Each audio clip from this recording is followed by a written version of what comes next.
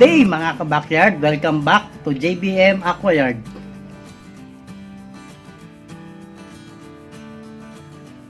Okay guys, good morning sa lahat ng ating mga subscribers and viewers. So ngayong umaga pag-uusapan natin kung paano naman i-maintain itong ating mga Daphnia culture, kasi kailangan din nating i-emphasize kung paano sila tamang i-maintain para hindi nagkakaroon ng kitikiti, since talagang ngayong panahon na to is mas mataas yung dengue outbreak sa ating bansa. So ngayong umaga i-share ko sa inyo kung paano ba natin mape-prevent na magkaroon ng kitikiti yung ating mga Daphnia culture, kasi marami rin ako nababasa guys na nagtatanong kung binabahayan ba ng mga kitikiti, ng lamok yung ating mga Daphnia culture.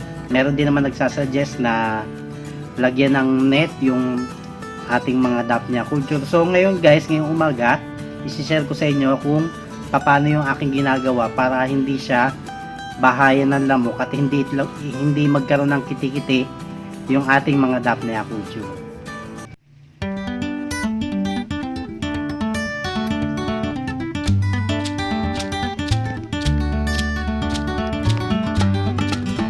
So yan guys, kung mapapansin nyo dito sa aking culture ng mga Daphnia, wala siyang kitikiti. So ayan, kung makikita nyo kahit isang kitikiti rito wala. So ang ginagawa ko kasi rito, ayan,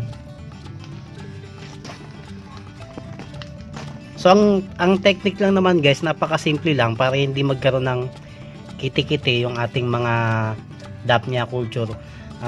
Sa tuwing umaga, lagi natin checkin kung meron siyang mga kitikiti. So, tuwing magpapakain tayo ng Daphnia, una nating huhulihin yung mga kitikiti kasi sila yung possible na maging lamok.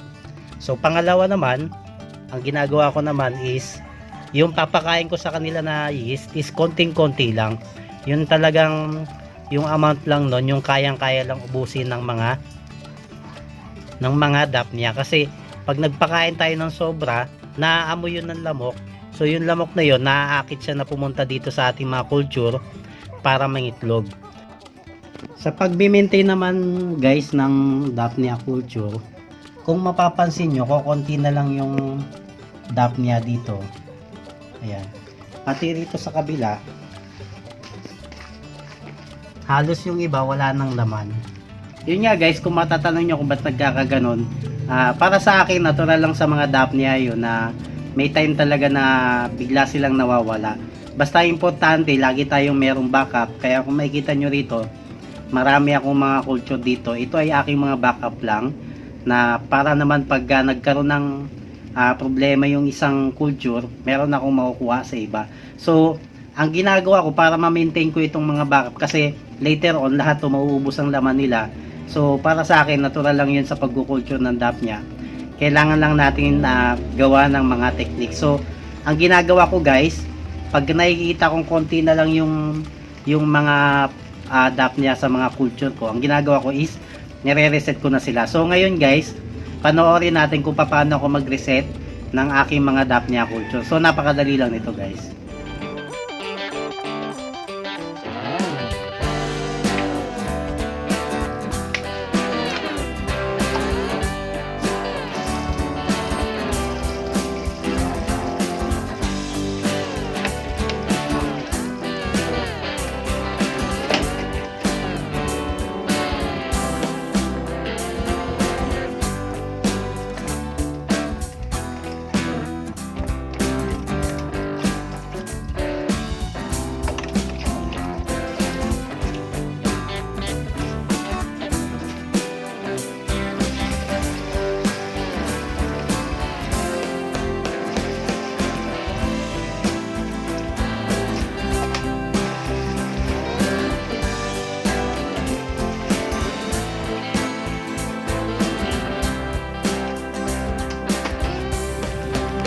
So ayun guys, kung mapapansin nyo, ayan yung aking mga culture.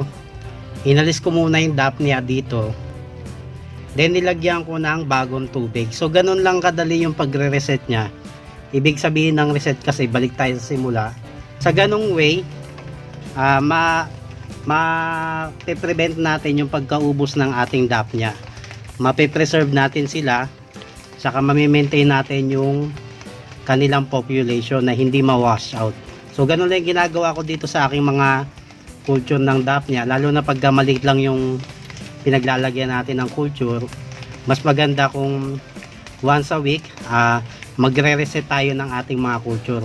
Yun na rin yung isa pang way para hindi magkaroon ng kitikiti yung ating mga culture, kasi pagka mas luma yung tubig, mas nagiging polluted siya, at pag naging polluted yung tubig, doon na mag-i-induce yung mga lamok para itlogan yung ating mga culture. So kung laging sariwa yung tubig ng ating mga culture, mas maliit lang yung chances na itlogan siya ng lamok.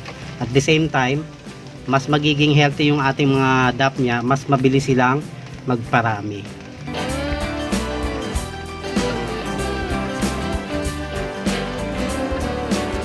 Okay, pagkatapos na malagay ko yung mga bagong tubig, so ibabalik ko na ulit yung mga starter, yung mga natira dito sa aking mga culture.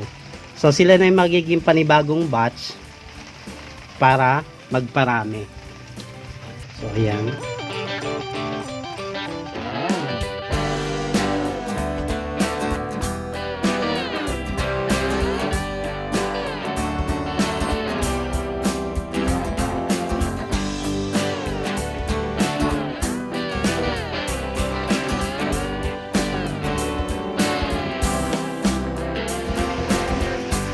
And then guys, dito meron ako rito isang pond na medyo malaki. So ang laman nito is puro Daphnia lang.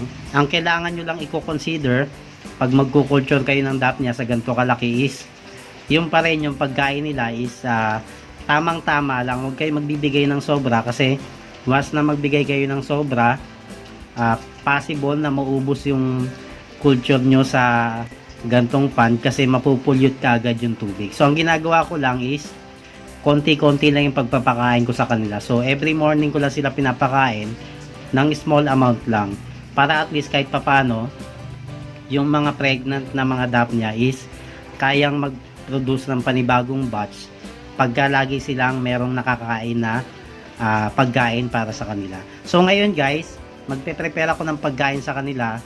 Ipapakita ko sa inyo kung gaano lang yung amount na binibigay ko na pagkain dito.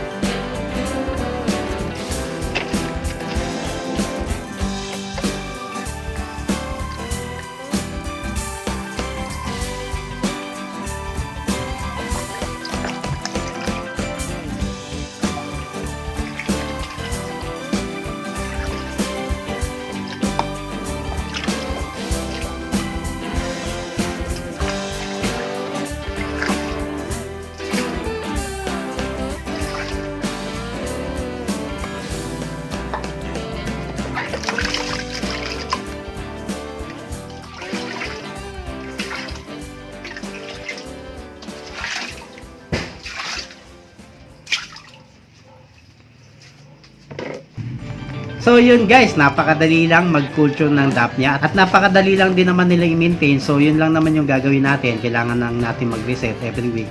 And so yun guys, nga pala maraming salamat sa inyo dahil marami akong nababasa ng mga positive comments about dito sa ating backyard. Marami akong nababasa na marami kayong natututunan, marami kayong nakukuha ang panibagong technique at nai-inspire din kayo sa ating mga ginagawa. So napakalaking bagay nun para sa akin, na-appreciate ko yung lahat guys.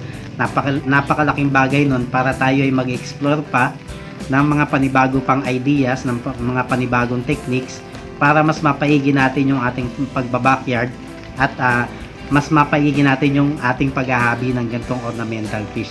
So yun guys, maraming salamat sa inyong lahat at God bless po sa inyong lahat at muli magkita-kita tayo sa next episode dito lang sa JBM Aquayard.